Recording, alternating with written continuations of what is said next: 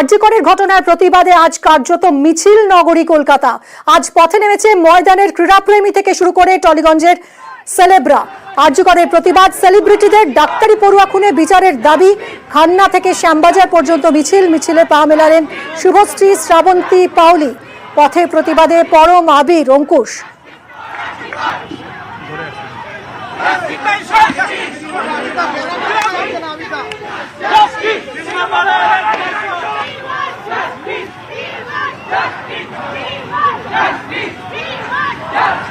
সরাসরি কথা বলবো মানুষ আমাদের প্রতিনিধির সঙ্গে।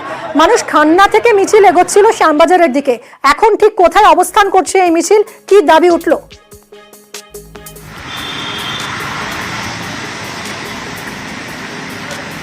দেখো মিমি, প্রথমেই তোমাকে জানিয়ে রাখি যে সেলিব্রিটিরা কিন্তু শুরু থেকে এই আরজি কর কাণ্ডের প্রতিবাদ করে আসছিলেন এবং মেয়েদের রাত দখলের র্যালিতেও আমরা প্রচুর সেলিব্রিটিদের পথে হাঁটতে দেখেছিলাম এবং তারা সমবেতভাবে একটা সিদ্ধান্ত নিয়েছিলেন যে রবিবার আজ তারা পথে নামবেন আরজি কর ঘটনার প্রতিবাদ জানিয়ে এবং ন্যায্য ন্যায় বিচার জানিয়ে, জাস্টিস ফর আরজি কর এই স্লোগান দিয়ে।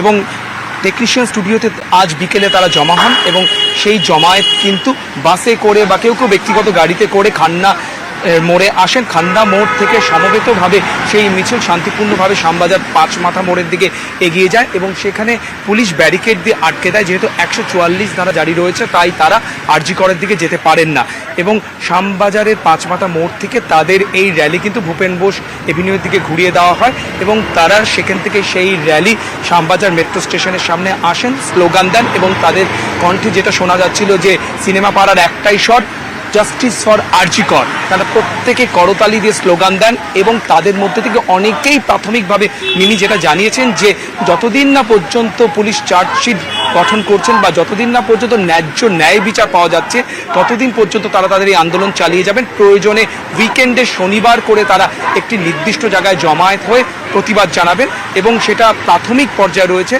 পরবর্তীতে তারা সকলে সম্মিলিতভাবে মিটিং করে সিদ্ধান্ত নেবেন এবং তাদের এই প্রতিবাদ সপ্তাহে একদিন, বিশেষ করে উইকেন্ডে কিন্তু জারি থাকবে।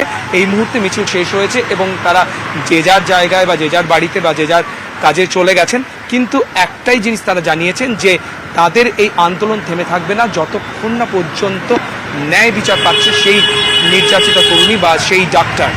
তার জন্য তারা কিন্তু ভবিষ্যতে আবারও সোচ্চার হবেন, আবারও এরকম পথে নামবেন এবং আবার তারা জাস্টিস ফর আরজি কর এই এমন একটা ঘটনা কলকাতা শহরের বুকে ঘটলো কি করে, এটা হচ্ছে প্রশ্ন।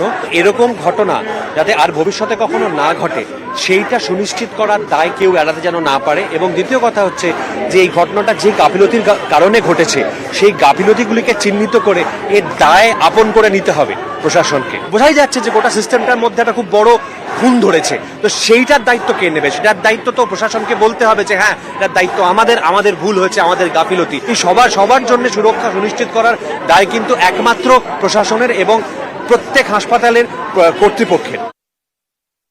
কলকাতা শহরের এটা অনেক দিনেরই ইতিহাস যে কোনো রকম বড় কিছু হলে সবাই সাধারণ মানুষের সঙ্গে গলা মেলায়। আমরা বলতে চাইছি যে সঠিক বিচারটা হোক, সময় নিয়ে ঠিকঠাক তদন্ত হোক।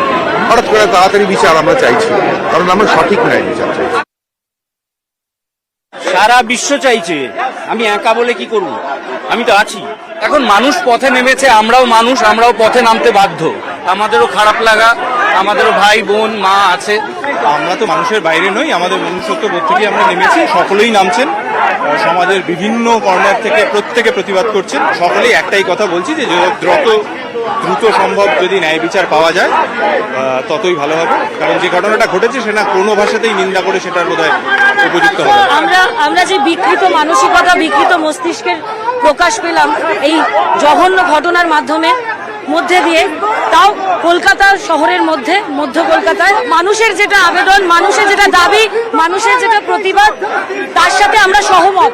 সিনেমা পাড়ার একটাই স্বর, কারণ এই স্বর, এই আবেদন, এই ডিমান্ড সারা পৃথিবী জুড়ে, সারা ভারতবর্ষ জুড়ে, সারা কলকাতা, পশ্চিমবঙ্গ জুড়ে একটা ভয়ঙ্কর বড় ভুল ঘটে গেছে, যেটা কোনো মতেই অ্যাকসেপ্টেবল নয়।